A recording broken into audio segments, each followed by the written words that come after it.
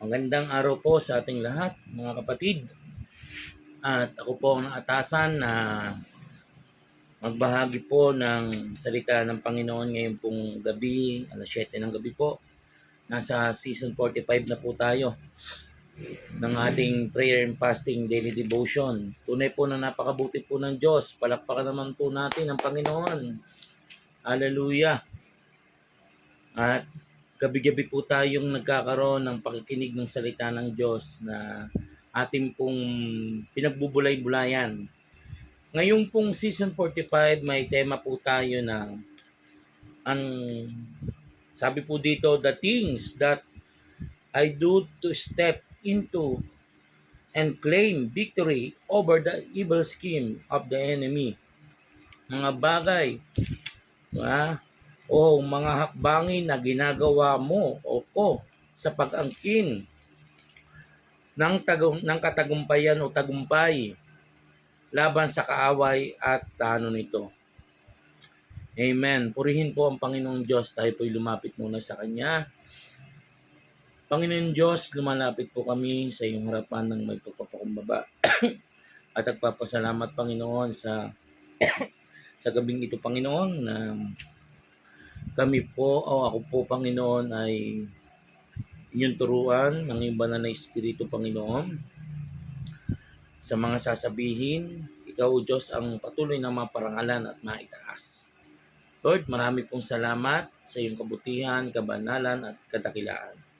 Salamat po, Panginoon. Ito po ang aking panalangin sa pangalan ng Panginoon Jesus. Amen. Ano yung mga bagay o hakbangin na ginagawa ko sa pag-angkin ng tagumpay laban sa kaaway at sa mga plano nito?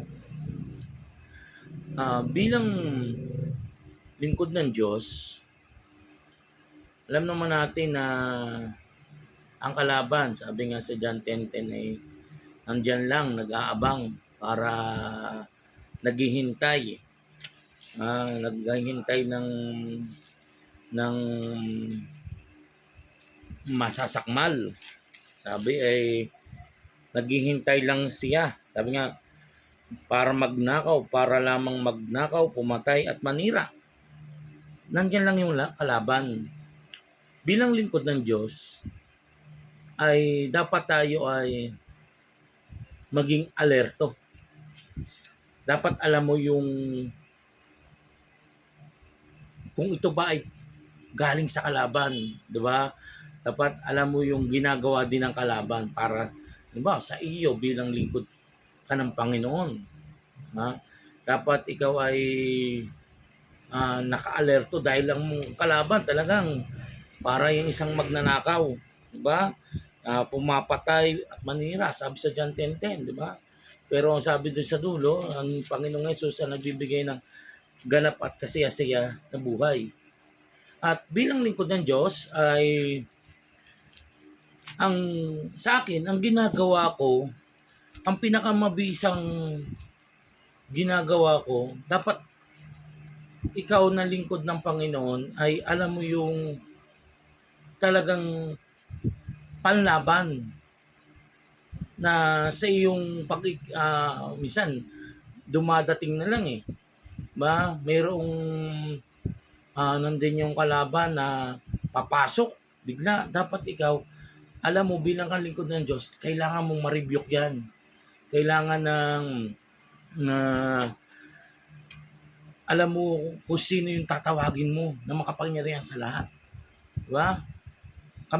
Ako bilang lingkod ng Diyos, si Jesucristo lamang ang dakilang panlaban sa kalaban at yung kanyang mga salita. Amen. Sapagkat ang salita niya ay buhay, mabisa. Amen. At mayroon akong mga hakbangin dito na itinala para ito yung magiging pag-angkin ng tagumpay laban sa kaaway. Ang una ko pong inilagay dito, yung pananalangin natin sa Panginoong Jesucristo. Ang pananalangin ay napakabisa. Sapagkat kapag nanalangin ka sa Diyos, at patuloy mong sinabi sa Panginoon, Lord, lukuban niyo po ako ng banal na dugo, palibutan ng napakaraming anghel. Hindi makakalapit ang kaaway. Hindi makakapasok ang kaaway sa buhay mo. Sapagkat cover ka na ng banal na dugo ng Panginoong Hesus. Ito na yung sinabi mo sa prayer. Ito na yung sinabi mo na, Lord, samahan niyo po ako. Lord, ikaw ang patuloy na manguna sa buhay ko. Kaya ang panalangin ay napakabisang sandata. Kasi paggising mo pa lang sa umaga, hayaan mo na ang iyong sarili ay lumapit na makipag-usap muna sa Panginoon.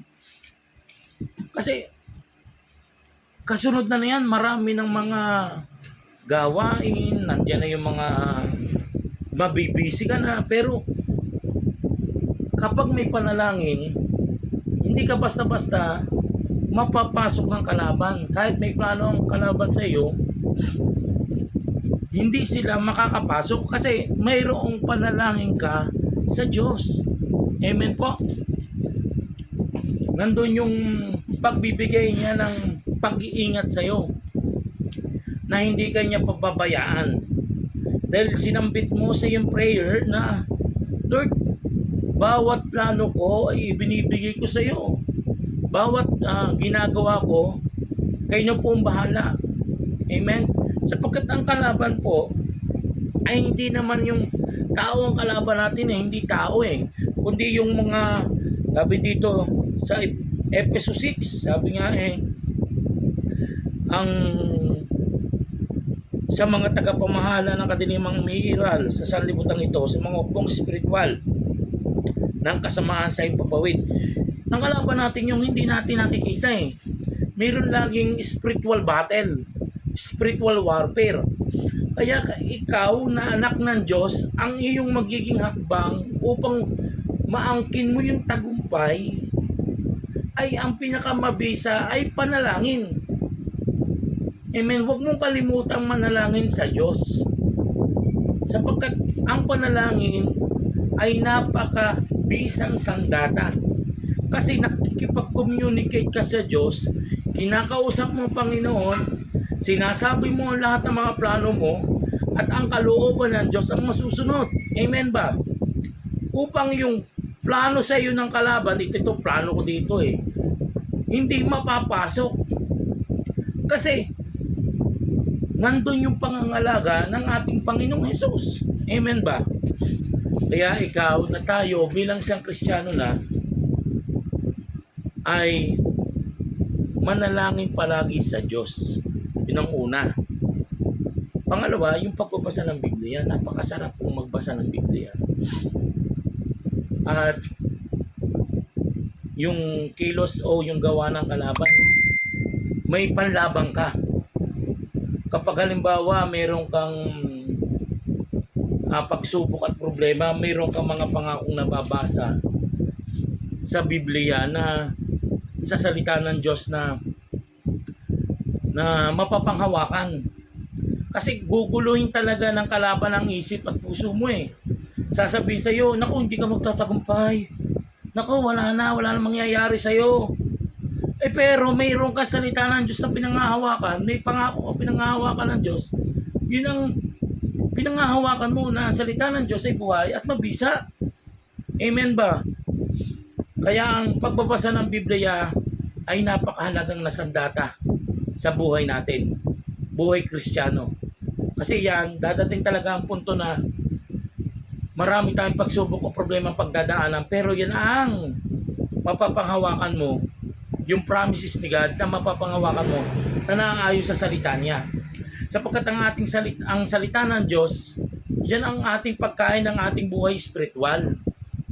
Pag wala ang pagkain ng buhay spiritual natin, tayo ay patuloy na matatalo ng kalaban.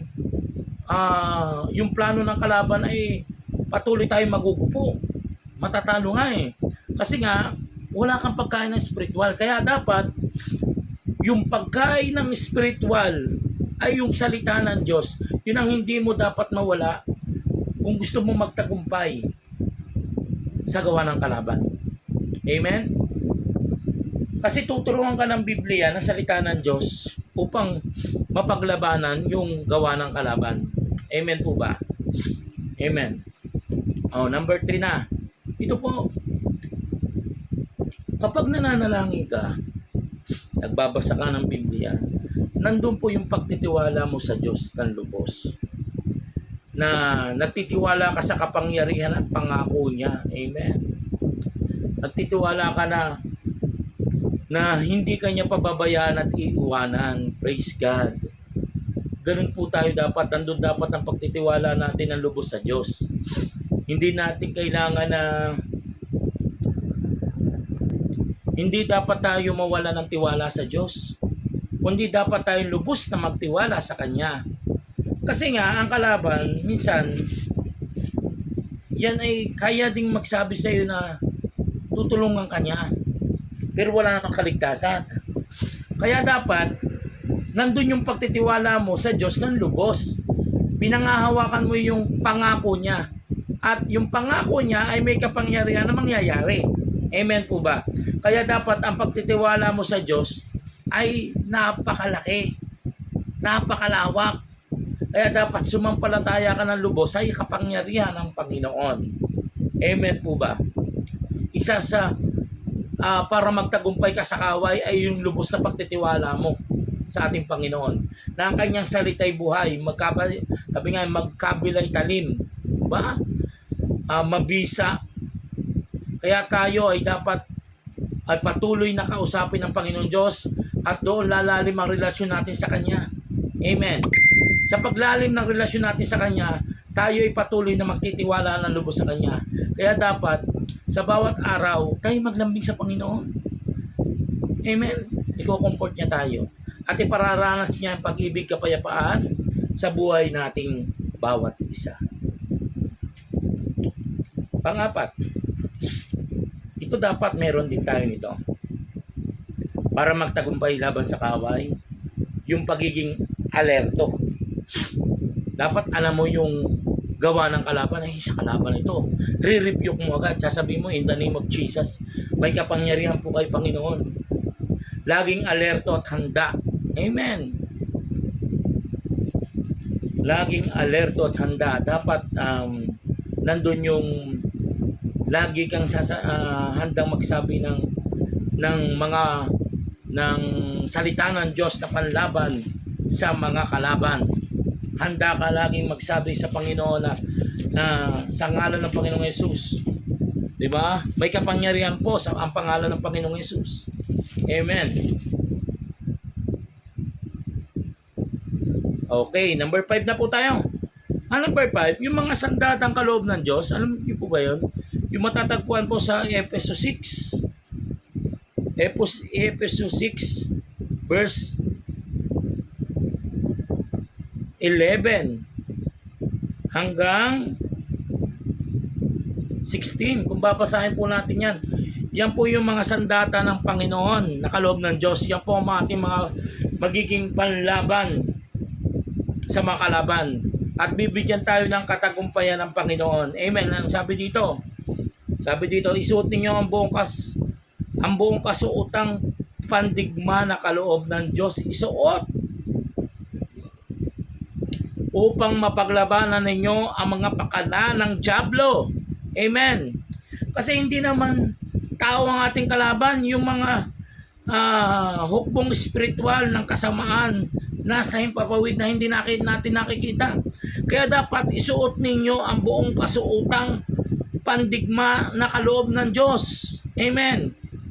Kaya sabi dito kaya gamitin ninyo ang kasuotang pandigma na mula sa Diyos. Sa gayon, makakatagal kayo sa pakikipaglaban pagdating ng araw na sumalakay ang masama, upang pagkatapos ng labanan ay matatag pa rin kayong nakatayo. Amen. Upang makamit ang katagumpayan laban sa pakana ng kalaban, ay isuot natin ang pandigma. Ba?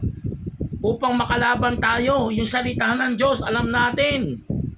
Yung mga promises ni Lord, alam natin. Nasasambit natin ito at hihingi tayo ng sa kapangyarihan ng banal na Espiritu. Amen. Amen ba? Upang pagkatapos ng labanan ay nakatayo pa rin.